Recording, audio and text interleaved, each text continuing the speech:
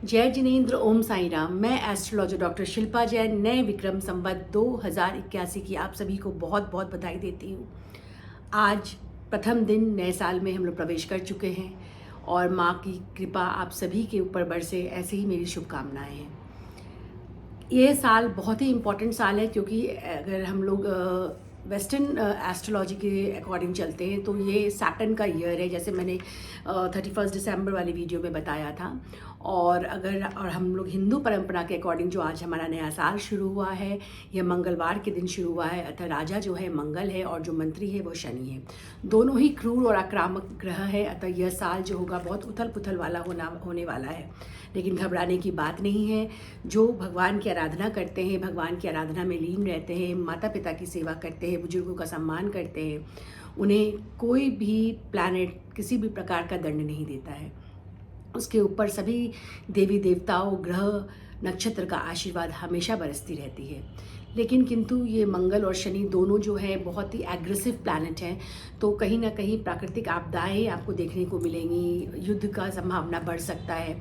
तो यह साल जैसे कि सैटर्न का भी साल है और मंगल और इधर सैटर्न, ये मतलब दोनों ही आक्रामक प्लैनेट हैं। तो यह साल आपको बहुत ईमानदारी से काम करना है, बुजुर्गों की सेवा करनी है, जो ज़रूरतमंद लोग हैं उनकी हेल्प करना है और गलत रास्ते पे नहीं जाना है। कहीं से भी कुछ ऐसा काम नहीं करना है जिससे आपके जो कर्म है, फलदाता जो शनि है, वो नेगेटिव इम्पैक्ट आपको दे।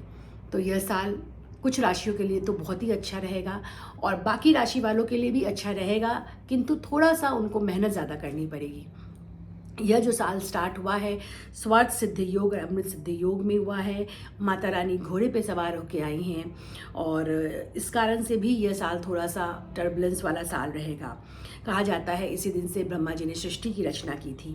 कुछ राशि के बारे में मैं बता रही हूँ जिनके लिए यह साल बहुत अच्छा रहने वाला है, जैसा कि वृष राशि। वृष राशि के लिए ये बहुत प्रोग्रेसिव साल रहेगा, बहुत सरलता से उन्हें सफलता मिलेगी। नया बिजनेस वो स्टार्ट कर सकते हैं, तीर्थ यात्राएं कर सकते हैं। बच्चों के लिए बहुत अच्छा साल है ये। सेकंड है मिथुन राशि। धन का आगमन रहेगा। कुछ अगर उन्होंने गोल निश्चित किए हैं वो इस साल वो अचीव करेंगे। विदेश से लाभ प्राप्त होगा, फॉरेन ट्रैवल्स भी हो सकते हैं, प्रसिद्धि मिलेगी उनको अपने कामों में। पुराने लोन हैं अगर तो वो चुकने की संभावनाएं हैं। और जो बच्चे कंपटीशन एग्जाम्स दे रहे हैं उनको सक्सेस मिलेगा इस साल। कर्क राशि, ऐसे तो कर्क राशि वालों की ढैया चल रही है, लेकिन यह साल क्योंकि जुपिटर का ट्रांजिट बहुत अच्छा होने वाला है इनके लिए, तो इनकम बढ़ेगी, खास लोगों से मुलाकात होगी, परिवार में सुख शांति रहेगी, यश बढ़ेगा। फिर आता है वृश्चिक राशि। इनका भी इनकम बढ़ेगा, जमा पूंजी बढ़ेगी, बिजनेस नया शुरू कर सकते हैं, संतान प्राप्ति के योग है, विवाह के योग है और जो भी कंपटीशन के लिए बच्चे बैठ रहे हैं उन्हें सक्सेस मिलेगा। उसके बाद जो राशि आती है वो आती है धनु राशि।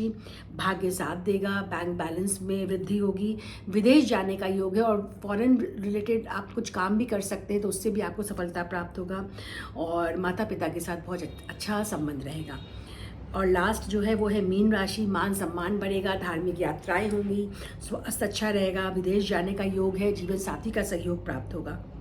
तो यह कुछ राशियों वालों के लिए यह साल विशेष आपके लिए उपहार लेकर आया है और बाकी राशियों वालों के लिए भी अप एंड डाउन रहेगा। बट अगर आप कुछ उपाय को करते हैं, कुछ मंत्र का नियमित रूप से जाप करते हैं, अपने हॉरोस्कोप के अकॉर्डिंग आप स्टोन्स धारण करते हैं, ब्रेसलेट्स धारण करते हैं, पिरामिड स्थापित करते हैं, तो ये सब चीज़ जो है आपके जो लक फैक्टर कहीं ना कहीं अगर वो डाउन हो रहा है तो उसको वो इन्हांस करता है, लक को आपके बढ़ाता है। तो ये चीज़ें सिर्फ खाली सिर्फ सेटिस्फैक्शन के लिए नहीं पहनना है, ये चीज़ें विश्वास के साथ पहनना है। सेटिस्फैक्शन तभी होगा आप जब आप विश्वास के साथ इसको धारण करेंगे। और अगर विश्वास नहीं है तो मैं हमेशा जैसे कि वीडियो में कहती हूँ, आप कुछ भी ना करें, सिर्फ ऊपर वाले पे छोड़ दें। अगर विश्वास है तभी इन सब चीज़ों को धारण करें और इनको धारण करने से इसका असर देखने को मिलता है। ये लोगों का फीडबैक है और मैं आज 25 साल से इस फील्ड में हूँ, तो मैं जानती हूँ कि स्टोन्स और ब्रेसलेट्स बहुत ही अच्छा काम करता है। जिनको भी बताया गया है और किसी भी अच्छे एस्ट्रोलॉजर से आप दिखाइए और उसको अभी जो नवरात्रि का दिन है इस बीच धारण कीजिए कि कुछ कुछ ऑस्पिशियस डेज आते हैं, जैसे कि आपका दिवाली हो गया, नवरात्रे हो गए, अक्षय तृतीया हो गया, गुरु पुष्य नक्षत्र हो गया। तो इन सबों में अगर आप कुछ ऑस्पिशियस चीज़ आपको जो पहनना है अपने हॉरोस्कोप के अकॉर्डिंग, अगर वो आप धारण करते हैं तो उसका बहुत ज़्यादा फल मिलता है। देखिए एक कुछ कॉमन रेमेडीज़ मैं बता रही हूँ, राशि वाइज नहीं बता रही हूँ। बहुत सारी वीडियोस बनी है राशि वाइज। ये एक कॉमन है। आप भी जो ये नवरात्रे चल रहे हैं, इसमें अगर आप स्नान में के जल में कुछ चीज़ मिलाते हैं, कुछ चीज़ें जैसे मैं बता रही हूँ, तो उससे कहीं ना कहीं आपके प्लैनेट्स में सुधार होता है। अगर आप कच्चा दूध डाल के नहाते हैं पानी में, तो कुछ बूंद कच्चा दूध का डालते हैं, तो इससे अगर आपकी लंबी बीमारी चल रही हो तो वो दूर होती है। अगर आप नमक डालकर नहाते हैं तो इससे नकारात्मक ऊर्जा दूर होती है। बहुत लोग कहते हैं कि मुझे ब्लैक मैजिक किसी ने कर दिया।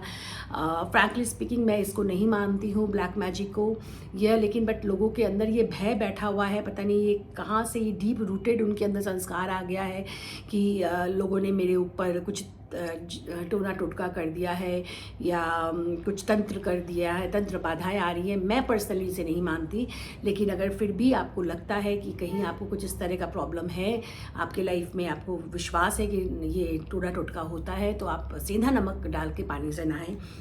हल्दी तो बृहस्पति के लिए वरदान मसाला बोलिए या जड़ी बूटी बोलिए, कुछ भी बोल सकते हैं आप हल्दी को।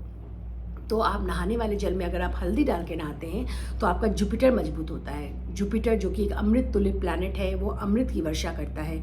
जिसके भी कुंडली में जुपिटर अच्छे पोजीशन में होता है, उसको आगे बढ़ने से कोई नहीं रोक सकता। बाकी जितने भी ग्रह के नकारात्मक प्रभाव है, नेगेटिव इन्फ्लुएंस है, वो ख़त्म करता है जुपिटर।